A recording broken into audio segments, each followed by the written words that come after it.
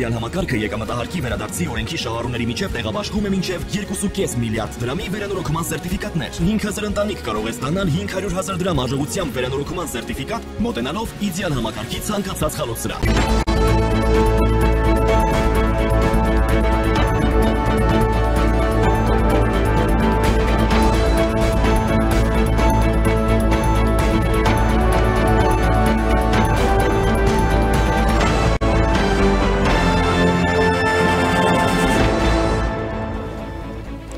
Մայիսի 21-ին Աշոտ Դանիելյանը ընտրվել է Արցախի ազգային ժողովի նախագահ։ 10-օրյա ժամկետում ազգային ժողովը կանցկացնի նաև Արցախի նախագահի ընտրությունը։ Ինչ սպասել այդ ընտրություններից։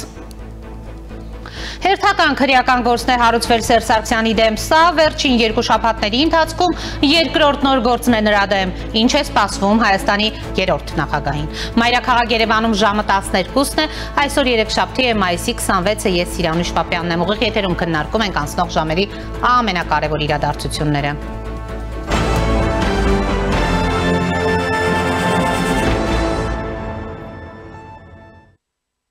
Մայիսի 21-ին Աշոտ Դանիելյանը միաձայն 28 կողմ ձայնով ընտրվել է Արցախի ազգային ժողովի նախագահ։ Նա եղել է միակ թեկնածուն եւ ներկայացնում է Ազատ հայրենիք ՔՄԴ խմբակցությունը։ Այս մասին Civilnet-ին հայտնել է Արցախի ազգային ժողովի պետաիրավական հարցերի մշտական հանձնաժողովի նախագահ Միասնական հայրենիք խմբակցության падգամավոր Սևակ Աղաջանյանը։ Արցախի 33 հոգանոց խորհրդարանի անդամներից նիստին մասնակցել է 28-ը։ Նիստը կայացել է Երևանում 10-օրյա ժամկետում ազգային ժողովը կանցկացնի նաև Արցախի նախագահի ընտրությունը։ Ասել է Աղաջանյանը։ 23 թվականի հունիսին կայացած Արցախում սահմանադրական փոփոխություններից հետո սեպտեմբերի 9-ին ազգային ժողովը նախագահ ընտրեց Սամվել Շահրամանյանին մինչև հերթական ընտրությունները։ Նախագահի ու ազգային ժողովի հերթական ընտրությունները պիտի կայանային 25 թվականին։ Սահմանադրական այս փոփոխությունը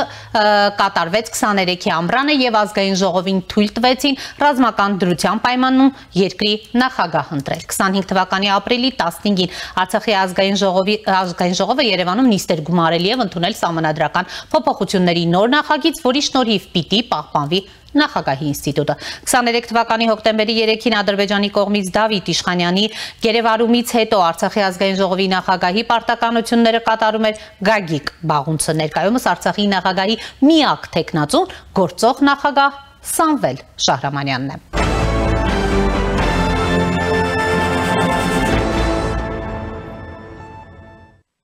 Շարունակում ենք աշխատանքը, տաղավարում ինձ հետ է արցախցի հասարակական գործիչ Տիգրան Պետրոսյանը, պարոն Պետրոսյան, բարև ձեզ, շնորհակալ եմ հրավերն ընդունելու համար։ Եվ այսպես մայիսի 21-ին Աշոտ Դանիելյանը միաձայն 28 կողմ ձայնով ընտրվեց Արցախի ազգային ժողովի նախագահ, նա եղել է փաստացի միակ տեխնացուն եւ ներկայացնում է Ազատ հայրենիք ՔՄԴ խմբակցությունը։ Նախ եւ առաջ ձեր գնահատականը, փաստորեն Արցախի 33 հոգանոց խորհրդարանի անդամներից նիստին մասնակցել է 28-ը, առհասարակ որքանով է իրատեսական այսպիսի կազմով գործունեությունը, գիտենք առաջիկայում նաև նախագահի ընտրություն է նախատեսվում, ձեր գնահատականը այս իրավիճակին, որքանով կա իրական կապ արցախցիների եւ արցախցի այսպես խորհրդարանականների միջև, ձեր գնահատական ընդհանրապես այս ընդհանուր ընտրական գործընթացներին։ Ընդհանրապես ես կարծում եմ, որ նրանք փորձ են ուզում անել ինչ բաներով պահպանել այդ Արցախի իշխանությունների անունը, այդ ներկայացությունը մի կողմից կարելի է ընկալել դա որպես դրական քայլ,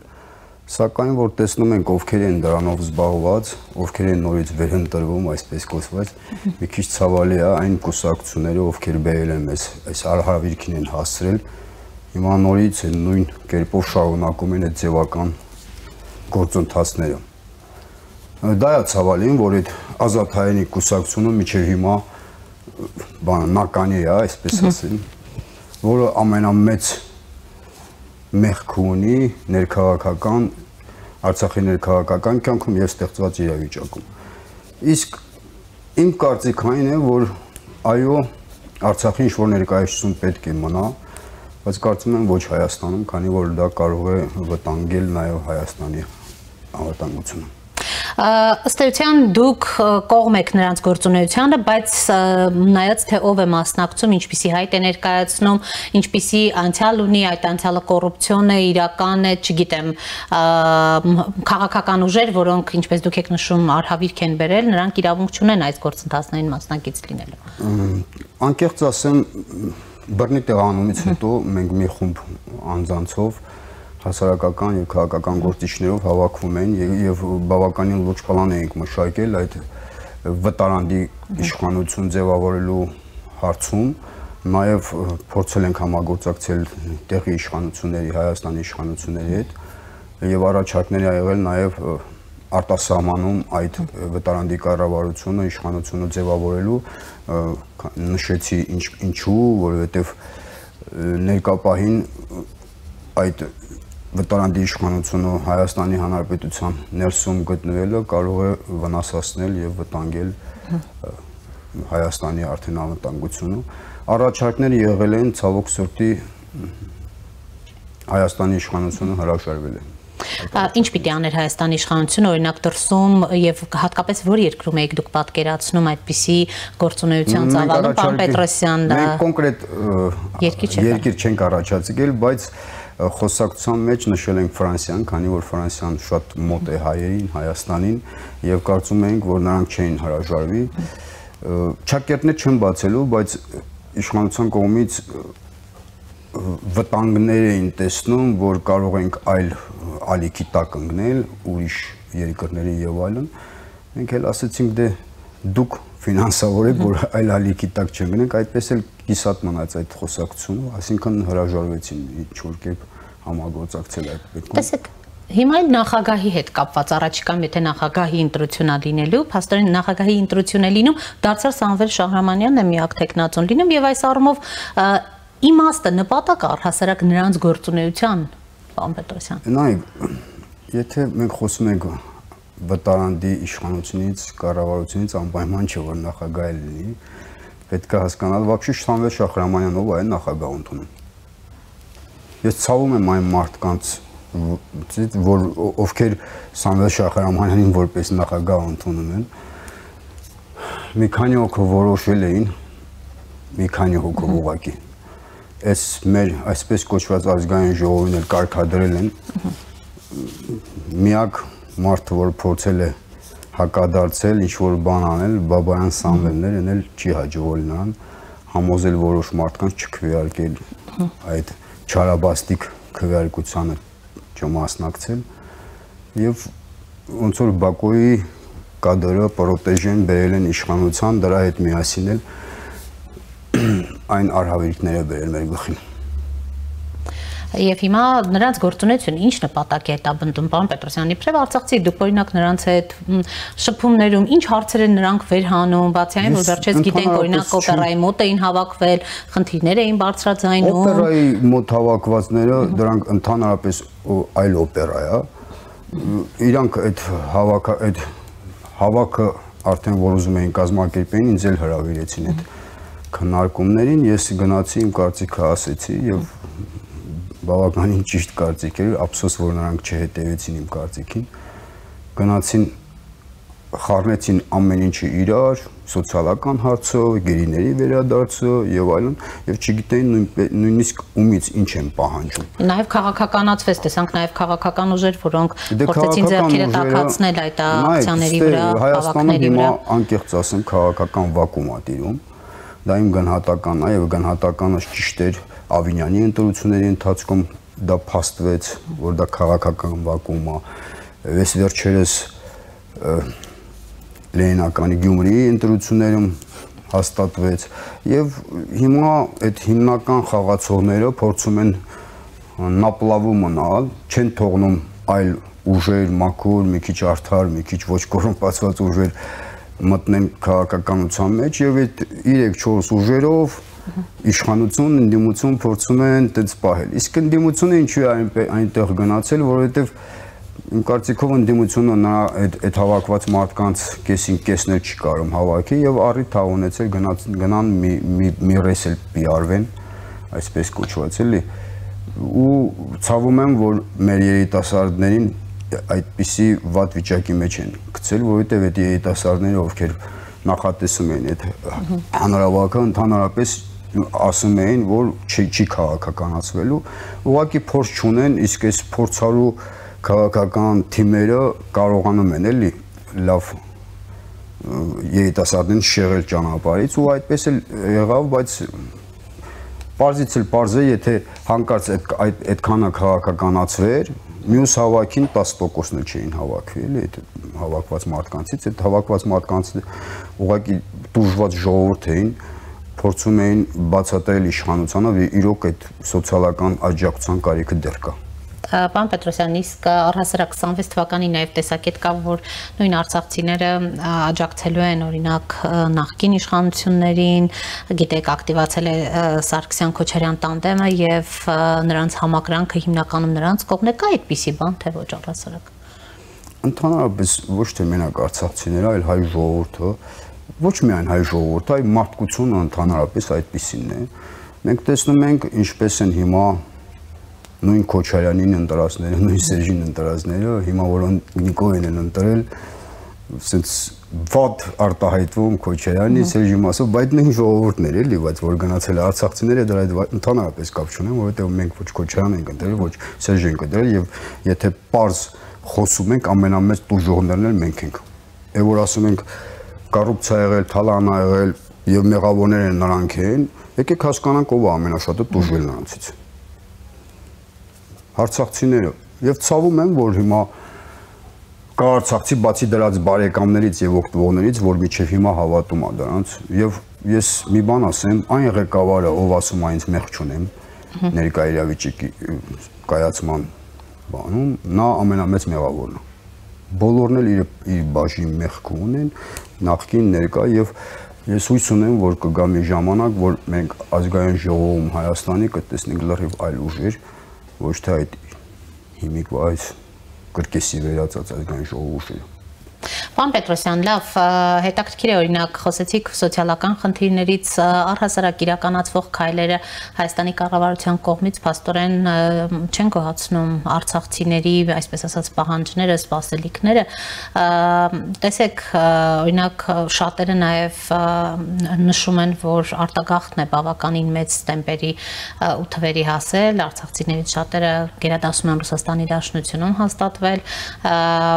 այնտեղ ուրեմն փաստորեն աշխատանք գտնել, ռեալիզացվել, ինչ իրավիճակ է եւ այդ տեմպերը որքանով են պահպանվում։ Իրականում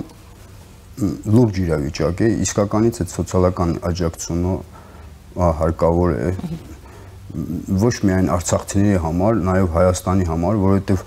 ես ձեզ հավաստիացնում եմ, միակ փրկությունը Հայաստանի դա դեմոգրաֆիկ աճն է։ Մենք բաց թողեցինք 89-90 թվականներին Ադրբեջանից եկած այն մեծ զանգվածը նորմալ չվերաբերվեցինք եւ շատերը արտագաղթեցին։ Մենք սխալ կատարեցինք սիրիահայերի ժամանակ, երբ որ մեծ պատոկով պլյուս իրանք էլ ամենը իր աշխատանք ուներ, սիրիահայերը այդքան տեղափոխվեցին եւ այստեղ չկարողացան նրան։ Ինչ արեցին, Հալիպից եկած միլիոնի քաղաքից եկած սիրիահային բերեցին ինչ որ կորած գյուղում, չեմ ասում, գյուղված տեղա, բայց չի կարա այն մարդուն դեղ հարմարվի։ Ու նորից 90%-ը գնացին։ Դա շատ մեծ սխալներ էր եւ երրորդ սխալը հիմա է կատարվում։ Ես հույս ունեմ, որ ինչ որ մեկը կարողանալու է համոզի ներկա իշխանությանը, որ դա էլ է մեծ սխալ եւ ամեն ինչ պետք է անել, որ այդ 150,000-ից գոնե մեծամասնությունը մնան այստեղ եւ բավականին քայլեր չի կատարվում։ Այդ սոցիալական աջակցության ծրագրի այդ կրճատելը եւ այլն սխալ եմ համարում, հասկանում եմ, որ դա մեծ բեռ է, բայց եկեք հասկանանք, որ մենք խոսում ենք ֆինանսական բեռից, բայց անտեսում ենք։ Պետրոսյան, գոնե որքան պիտի լիներ ձեր պատկերացմամբ այդ սոցիալական աջակցությունը, քանի տարի պիտի ձգվեր, որովհետեւ իշխանության ներկայացուցիչներն են մեր տաղավարում ասում են, լավ, Հայաստանում էլ կան, չէ, սոցիալապես սահմանապահով շատ։ Լավ հասկացեք, այստեղ մենք ասում ենք միջև բնակ ապահոման։ Եկեք անկեղծանանք, էլի, ես չեմ ուզում որևէ մեկին մեղադրել։ Այս ամենը այդ սխալները ոչ 18 թվականից է, ոչ Էսնիցա մեզ 94 թվականին այդ որ մենք հաղթել ենք, այս ժամանակահատվածը մեզ տրված էր, որ մենք պատրաստվենք հետագա այդ պատերազմներին եւ այլն եւ այլն։ Մենք մսխեցինք այդ ժամանակը, ասենց հերոս դավաճան բաման, այս 18 թվականն էլ չեմ արդարացնում ներկայ իշխանությանը, ես ասացի, որ բոլոր իր ղեկավարներին մեղավորություն են։ Ես խոսում եմ նրա մասին, որ պետքա ներկայ իշխանությունը, քանի որ չի ընդունում այս մեր ներկայացումը նստած անձանց ու ճիշտ էլ անում, բայց դա չի նշանակում, որ որևէ կոնտակտ պետք չի։ Ես հավաստիացնում եմ լուրջ, adekvat մարդիկ են փորձել կոնտակտ հաստատել, բայց ինչ-ինչ պատճառներով նրանք չուզեցին։ Հարցը նրանում է, որ Հայաստանը Նիկոլ Փաշինյանի իրաբերանով ասել է, մենք զոհաբերեցինք երեխուն, որ փրկենք մորը, իրականում այդ ժամանակ 22 թվին այդ վիճակն էր տիրում։ Հիմա լավ, մենք զոհաբերեցինք, արցախցիները adekvat արցախցիներ այդքանը հասկանում էին, ասում էին, որ լավ, մենք համաձայն ենք Մայր Հայաստանի փրկության համար, բանանենք։ Հիմա այդքանը կատարվել է։ Փաստորեն Հայաստանի, ներկա Հայաստանի փրկության համար մենք մեր տներն ենք թողել եւ այլն, ինչ եք կարծում, պետք չի ինչ-որ աջակցել, որ բանակարանով կամ ինչ-որ աջակցություն ունենք, որ այդ սոցիալական այդ 50,000-ները էլ մեզ պետք չլինի, էլի, որովհետեւ հավաստիացնում են, որ են դնում ենք, վարձ ենք տալիս։ Որ ասում են աշխատեք, բոլորն էլ աշխատում են, ես առավոտից երեկո աշխատում եմ։ Հիմնականում գտել են աշխատանք, պարոն Պետրոսյան, ռեալիզացման ձեր շրջապատում գոնե այն արցախցիները, որոնք ձեր շրջապատում մեծամասնությունը փոխել են իրենց ոլորտը։ Պարոն Պետրոսյան, լավ, առհասարակ ըստ էության փաստորեն այդ աջակցությունը դեռ որ այդ աջակցության կարիքը արցախցիները դեռ որ մեծ չափով ունեն։ Իսկ բնակարանաշինության հետ կապված որքանով է այդ ծրագրի շահառու արցախցին իրեն պատկերացնում։ Այստեղ էլ կան մի շարք խնդիրներ, որոնք մենք բազմիցս մեր եթերների ընթացքում վեր ենք անում, սա այն սոցիալական աջակցության ծրագրերը չեն, փաստորեն որոնց ակնկալիքները ունեն արցախցիները։ Ես չեմ տարածվի ով ինչ առաջարկ է ներկայացել, բայց հավաստիացնում եմ, որ շատ գրագետ adekvat առաջարկներ են հնչել, Հայաստանի կառավարությանը ներկայացվել։ Հիմա չգիտեմ ինչ փուլում է գտնում, բայց եթե ընդունեն այդ մարդկանց առաջարկները, բավականին կհեշտացնեն արցախցիների ինտեգրումը եւ եկեք հասկանանք, որ նորից եմ կրկնում, պետք է ամեն ինչ անել, որ ինչքան շատ հնարավոր է շատ հայ ապրի Հայաստանում, դա է մեր փրկությունը։ Եթե որևէ քաղաքական գործիչ չի հասկանում, որ դեմոգրաֆիկ աճի մեջ է մեր փրկությունը, ես ցավում եմ, որ նման քաղաքական գործիչ գործում է Հայաստանում։ Պարոն Պետրոսյան, լավ հետաքրքիր է օրինակ անընդհատ խոսվել է նաև արցախցիների Արցախ վերադառնալու ուրեմն աջակցման անհրաժեշտության մասին, գիտենք Ադրբեջանի դիրքորոշում, առհասարակ իրատեսական են այս ուրեմն քննարկումները, խոսույթները ընդհանուր մինչև բանաձևերը, որովհետև միջազգային հանրույթը նույնպես այս ուղղությամբ թե Միացյալ Նահանգները, թե տարբեր եվրոպական երկրներ այս մասով հստակ աջակցություն ունեն եւ այս հարցը բազմիցս բարձրացնում են։ Ուրեմն այդ նույն Եվրոպան, նույն Ամերիկան, նույն Ռուսաստանը, ամբողջ աշխարհը հետևում էր ոնց է մեզ բռնի տեղանում եւ ինչ է կարծում, ավելի հեշտ կլիներ կանխել այդ բռնի տեղանումը, թե հետ վերադարձնել ժողովրդին։ Ուրեմն ասեմ իմանաք, Արցախ վերադառնալ միայն մեկ ճանապարհ կա, պատերազմով, որին Հայաստանը հիմա պատրաստ չէ։ Ով հիմա խոսում է Արցախի վերադարձից եւ այլն, ուղղակի քաղաքական դիվիդենդներ է շահում եւ ես խորհուրդ եմ տալիս բոլոր նրանց, ով ժողովրդին եմ խորհուրդ տալի եւ արցախցիներին եւ Հայաստանի բնակիչներին, որ քաղաքական գործիչը, որ քաղաքական թիմը խոսում է արցախցիներից, ասենց հիմա վերադարձի մասին մենք սենց կանենք, ինձ կանենք, դրանց դան չտալ, որովհետև դրանք օգտագործում են իրանց քաղաքական նպատակներով, նորից եմ կրկնում, միակ ձևը Արցախ վերադառնալ դա պատերազմն է, որին մենք պատրաստ չենք։ Պարոն Պետրոսյան, անդրադառնանք մի շատ կարևոր թեմայի, նախորդ շաբաթ Ռուսաստանի արտաքին գործերի նախարարն էր Հայաստանում գիտեք ակցիա իրականացվեց այդ օրը եւ սոցցանցում տարբեր օգտատերեր գրում էին իսկուրեն արցախցիները բան չունեն ասելու Լավրովին եւ առհասարակ Լավրովի գնահատականներին կուզենք անդրադառնալ այն մասով Արցախի մասով հատկապես ձեզ գոհացրեց, բավարարեց թե ոչ դուք օրինակ Արցախի հայաթափումից հետո սա Ռուսաստանի Դաշնության արտաքին գործերի նախարարի այսպես առաջին այցն էր, ձեր գնահատականը բան ունեին ասելու արցախցիները Լավրովին թե ոչ։ Արցախցիները Լավրովին Արցախում են ասել, կոնկրետ ես եմ ասել մի քանի անգամ, ոչ միայն դրա համար է մուտքս փակ Ռուսաստանի Դաշնություն, բայց դա իրականությունն եմ ես ասել, եկեք հասկանանք, որ ամեն չկա մշտական բարեկամներ եւ հակառակորդներ կան մշտական ինտերեսներ, տենց ինչ է ասում։ Հիմա Ռուսաստանի ինտերեսը ժամանակ էտերի, որ առևտուր արեց մեզ այս վիճակի մեջ գցել, ես չեմ մեղադրում Ռուսաստանին։ Ամեն երկիր իր բանը։ Նույնից եմ կրկնում, 94 թվականին մեր ժամանակ էր տրված պատրաստել։ Այդ ժամանակը մենք վատնեցինք ու եկանք հասանք այս կետին։ Հիմա որ խոսում են խաղաղության պայմանագրից ու մարդիկ բան են ասում, ես դες ասեմ Ես հիմա տեսնում եմ, որ միակ փրկությունը Հայաստանի դա այդ խաղաղության պայմանագիրն է, որը էլի ժամանակ է մեզ տալու պատրաստվելու։ Եթե կնքվի այդ պայմանագիրը շատ լավ կլինի։ Իսկ կա որևէ մեկը, որ այլ բան է առաջարկում։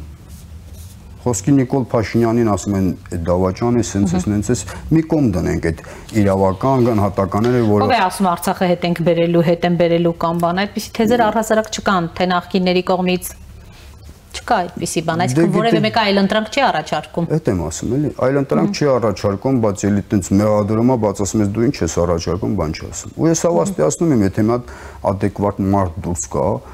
որը կոռումպացված չէ եւ այլն, որ այդ ու կոնկրետ ծրագիր առաջարկի, ասի չէ, այս չենք անում, այս ենք անում, մեծամասնությունը այդ մարդուն կհետևեն։ Չկա տենց մարդ, որովհետեւ հնարավոր չի հիմա այլ բան անել։ Եվ նորից եմ կրկնում, եթե կարողանան այս պայմանագիրը ստորագրել, դա կլինի միակ ժամանակ շահելու պատրաստվելու ժամանակ։ Ուղղակի ժամանակ ենք շահելու։ Շնորհակալ եմ, պարոն Պետրոսյան։ Ձեզ էլ լավ։ Առաջինի տաղավարում զրուցում էի արցախցի հասարակական գործիչ Տիգրան Պետրոսյանի հետ։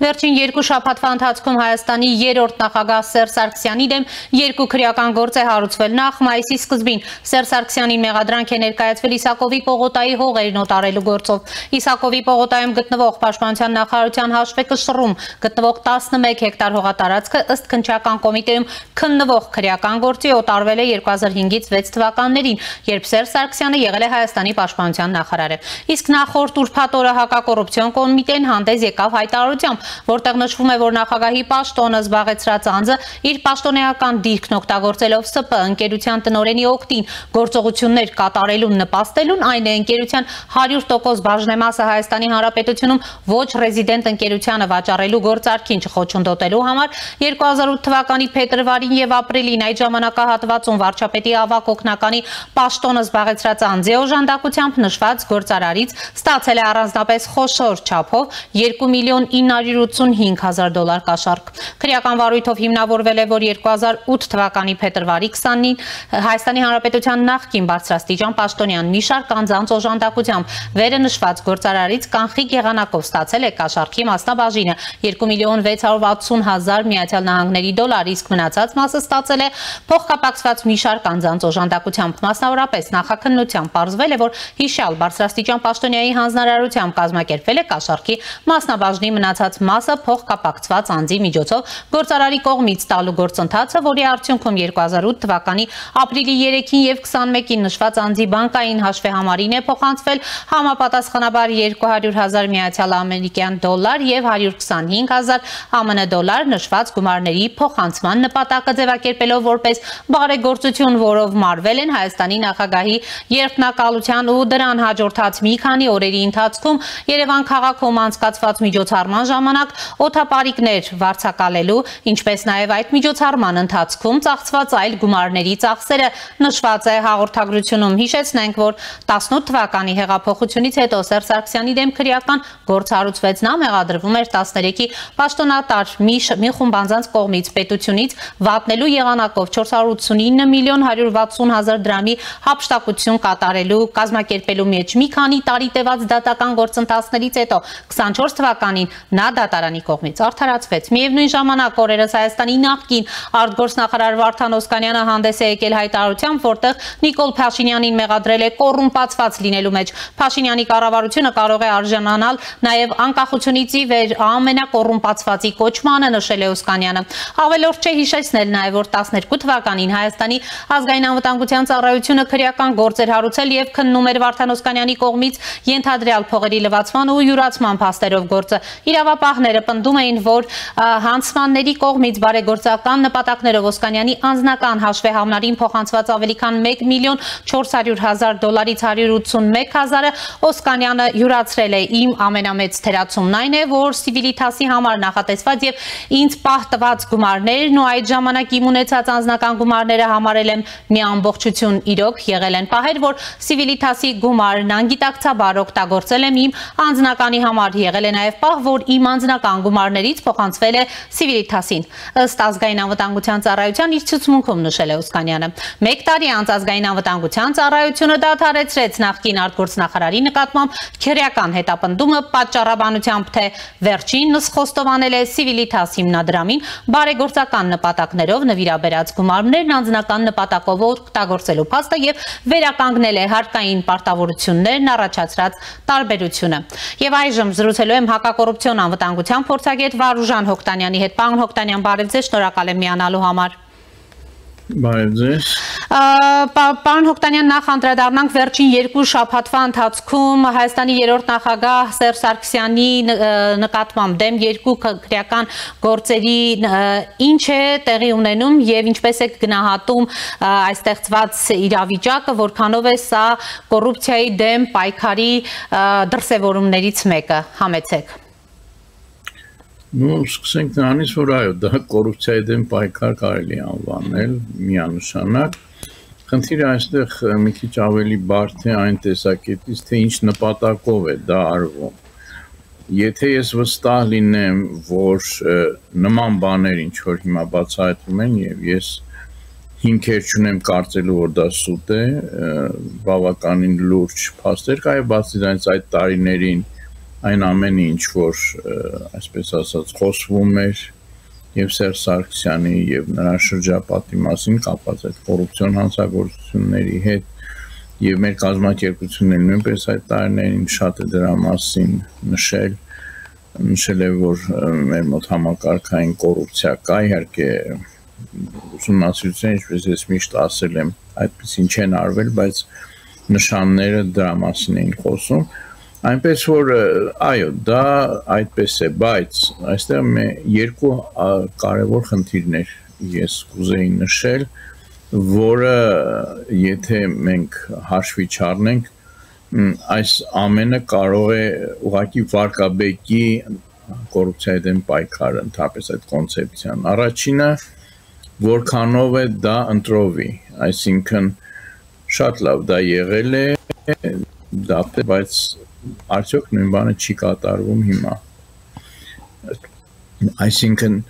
չստացվի այնպես, որ հետագայում, ասենք, եթե լինի իշխանափոխություն, պարզվի, որ նմանատիպ բաներ տեղի են ունեցել նաև հեղափոխությունից հետո։ Եվ այդ դեպքում, երբ որ փաստորեն կոռուպցիայի դեմ պայքարը օգտագործում է քաղաքական ինչ-որ հաշիվներ մաքրելու համար, այսինքն ընտրովի է տարվում, դա բավականին տհաճ հետևանքներ է ունենում։ Երկրորդ խնդիրը, որը ես տեսնում եմ, արդեն մոտ մի տարի հետո ընտրություններ են եւ արդյոք այս պայքարը, այսպես ասենք, կոռելացված չի այդ քաղաքական նպատակների հետ։ Արդյոք որտեվ հիշենք նաեւ 21 թվին, երբ որ կապ պայմանագիրը հաղթեց ընտրություններից հետո բավականին ժամանակ նորից լռություններ, այսինքն ես չեմ տեսնում հետևողականություն եւ նորից համակցելով դա նաեւ նրա հետ որ ընտրովի է այս ամենը բավականին կարող են արժե զրկել հենց կոռուպցիայի դեմ պայքարի գաղափարը Պարոն Հոկտանյան, տեսեք, Կոսկանյանը ասում է, որ Հայաստանի փաստորեն վարչապետ Նիկոլ Փաշինյանի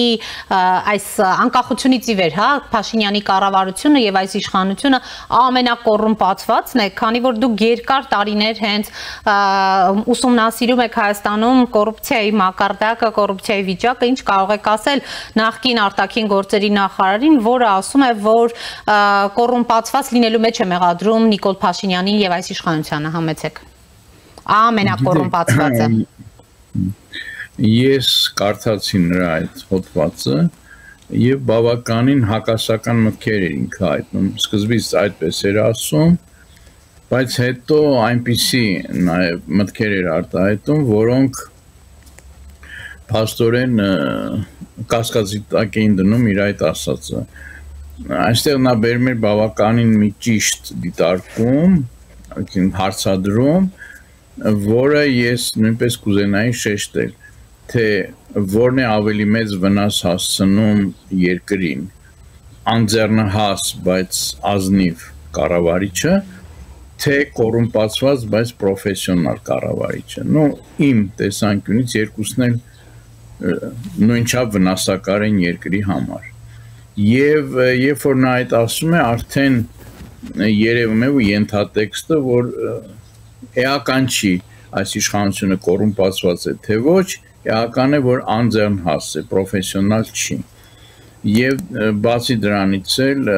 ի վերջո բնականաբար դրա համար առաջին այդ իր պնդումը, որ ամենակոռումպացված է, նախ ինչպես ցույց են տալիս կոռուպցիայի կալման համաթվի տվյալները, դա մեղմ ասած այդպես չի, բայց դա դեռ չի նշանակում, որ մենք մտել ենք աշխարհի ամենակիչ կոռումպացված երկրների շարքը եւ ուրախանալ նրանից մանավանդ վերջին 3-4 տարիների լճացման այս ֆոնին իհարկե կարիք չկա եւ կարիք չեմ տեսնում նաեւ օգտագործել դա, որ նա սխալ միտք է հայտնել եւ դրանից կարճելով սկսել ինչ-որ բանավեճ ով էր ավելի կոռումպացված նախկինները թե ներկաները։ Կարևոր է, որ այժմ էլ խնդիրը շատ լուրջ է դրված, այժմ էլ կան շատ լուրջ դրսևորումներ կոռուպցիայի եւ դրա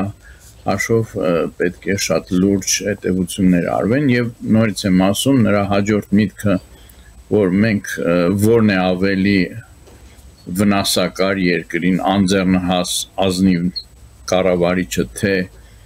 պրոֆեսիոնալ գողը, սա նույնպես մտածելու տեղիք է տալիս եւ այդ դրա շուրջը ինչ-որ չափով դիսկուսիա կարելի է, որտեղ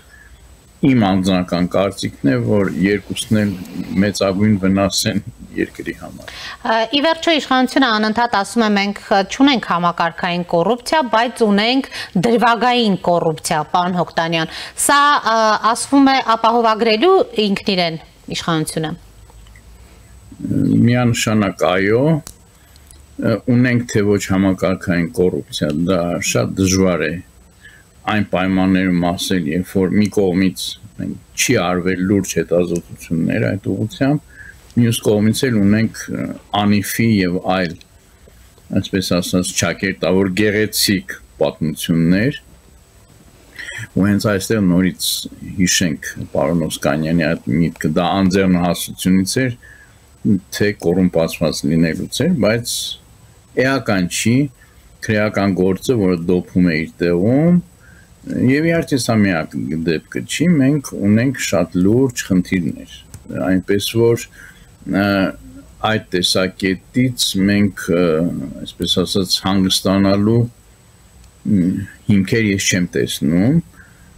եւ կարծես, այո, պետք է շարունակել, տեսնել ինչեւ որտեղ ենք հասնելու այս ձևով։ Տեսեք, պարոն Հոկտանյան, վերջին շրջանում այսպես մենք անընդհատ ականատես ենք Քոչարյանի եւ նրա ընտանիքին պատկանող գույքեր ինչպես են հրապարակվում եւ հենց Օսկանյանն է եղել այն ժամանակ արտաքին գործերի նախարար,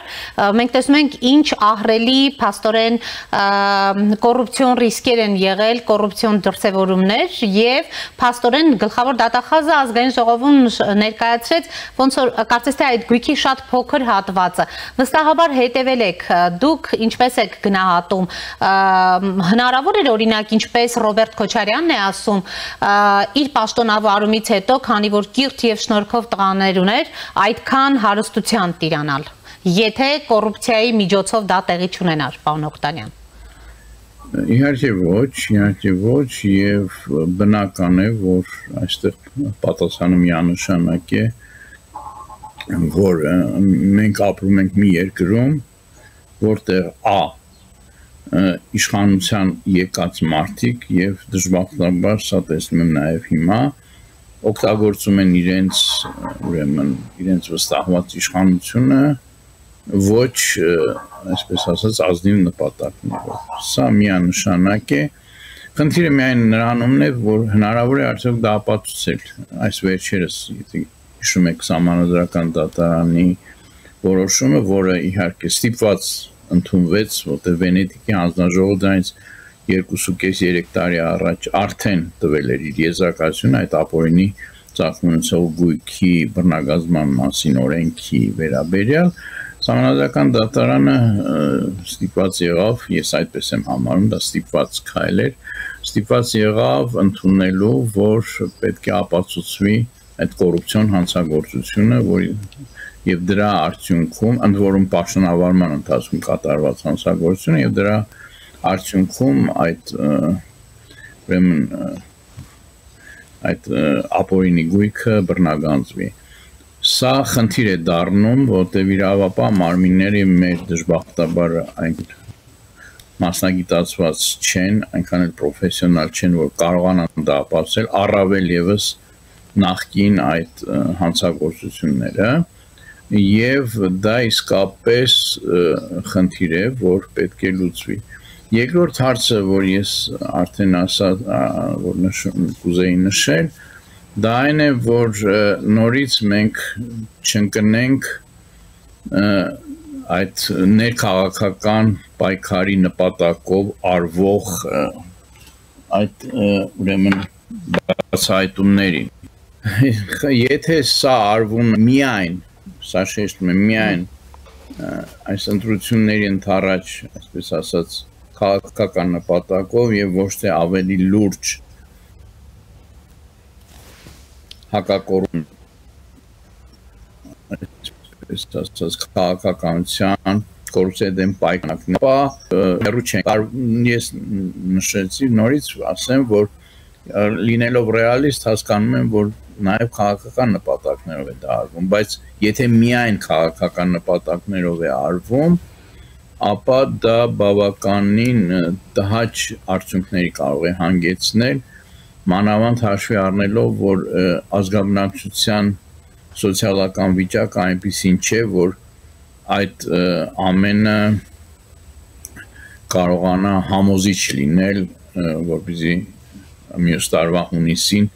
խորհրդարանական ընտրություններում քաղաքապայմանագիրը ձայներ ստանա միայն այսպես ասած գործընթացների շնորհիվ։ Շնորհակալ եմ, պարոն Հոկտանյան, հիշեցնեմ, որ զրուցում էի հակակոռուպցիոն անվտանգության փորձագետ Վարուժան Հոկտանյանի հետ։ Հայ ժամի համար այսքանն էինք նախատեսել, հետևեք մեր թողարկումներին, կհանդիպենք։